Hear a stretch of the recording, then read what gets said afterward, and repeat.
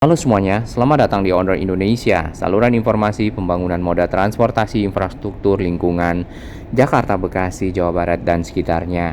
Warga Bekasi sebentar lagi akan dapat menggunakan layanan dari LRT Jabodebek dan dapat diakses melalui salah satu pusat perbelanjaan yang ada di Kota Bekasi, yaitu Revo Town ya.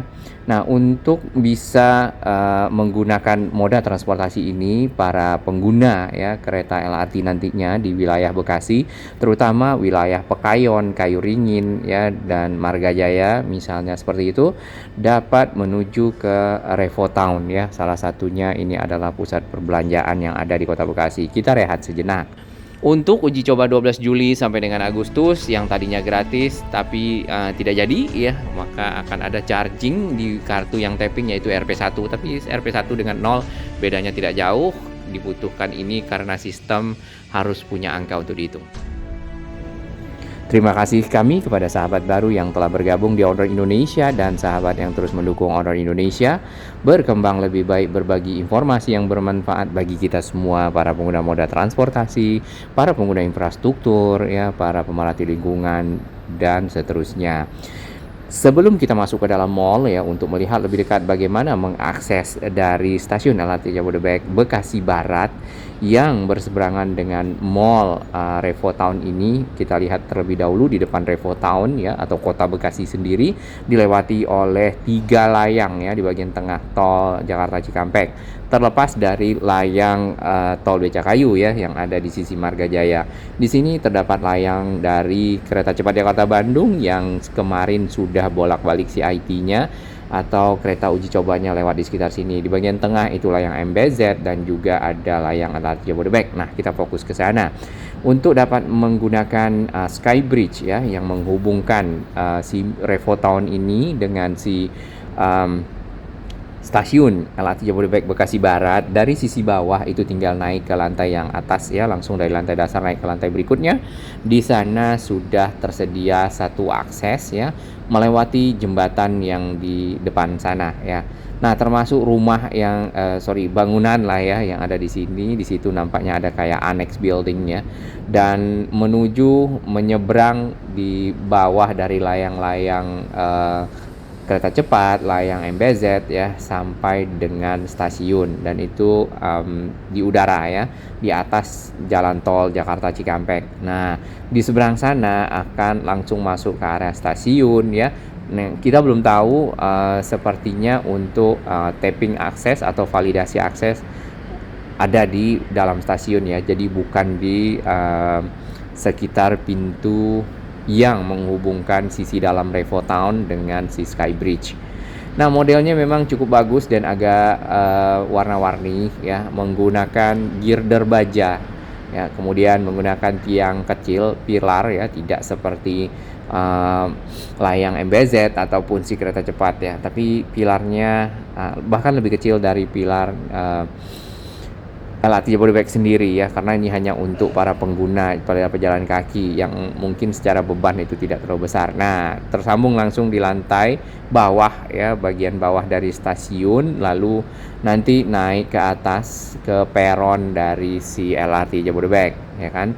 Nah, selain dari Revo Town ya, di depan sana kita juga lihat ada akses bridge, anak tangga ya, kemudian kita juga lihat lift tadi ya di pojokan, itu bisa diakses dari arah seberang ya, dari arah Mall Metropolitan atau juga dari arah Kayu Ringin ya.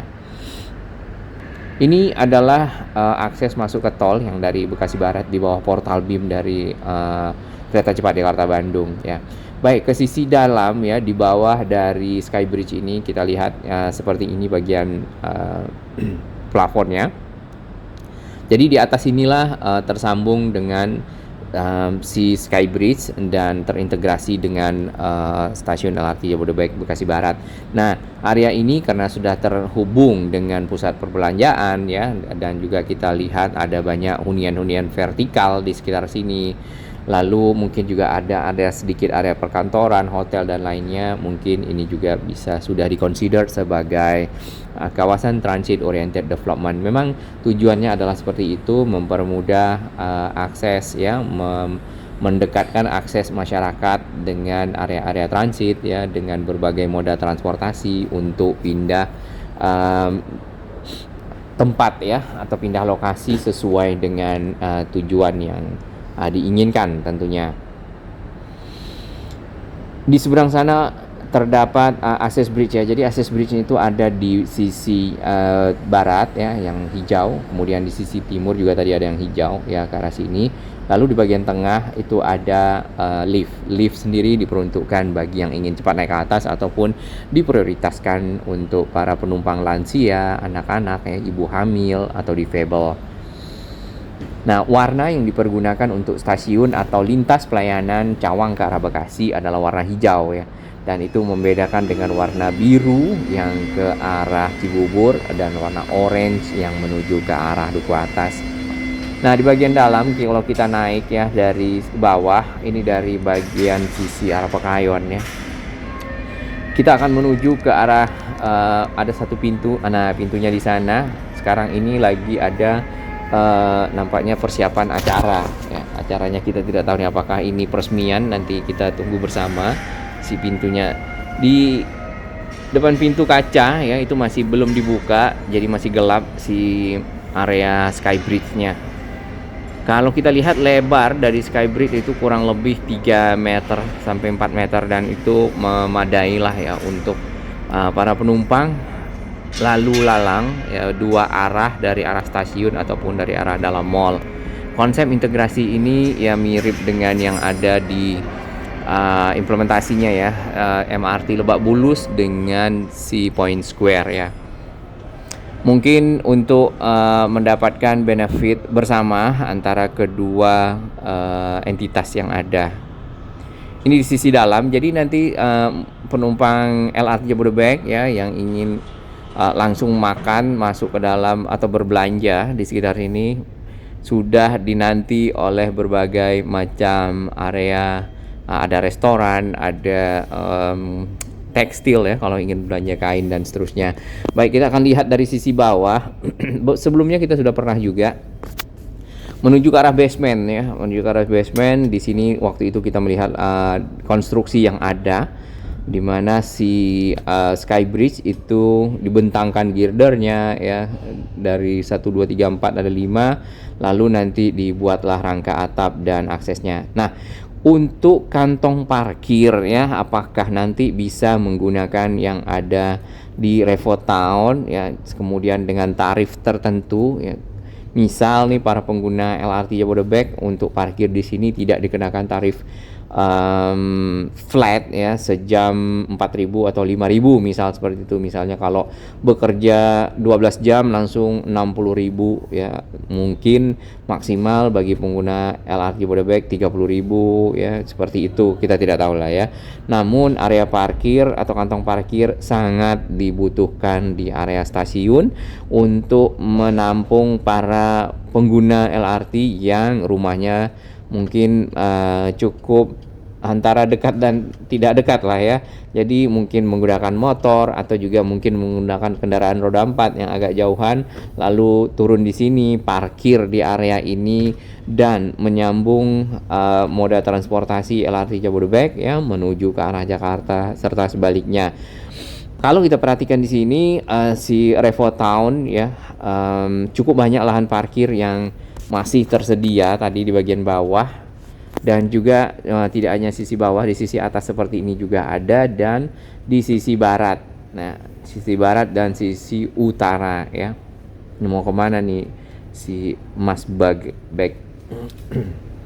Baik, untuk hunian-hunian vertikal ya, para pengguna LRT misalnya yang tinggal di apartemen-apartemen yang berada di sekitar sini tentunya akan sangat mudah menuju ke Revotown Mall ya, cukup berjalan kaki dan dapat menggunakan moda transportasi LRT Jabodebek. Saat ini pilihannya ya, dulu tuh ada omprengan ya di sekitar sini, namun kami tidak tahu apakah sekarang juga masih ada atau mungkin jumlahnya sedikit ya, atau tidak begitu terekspos.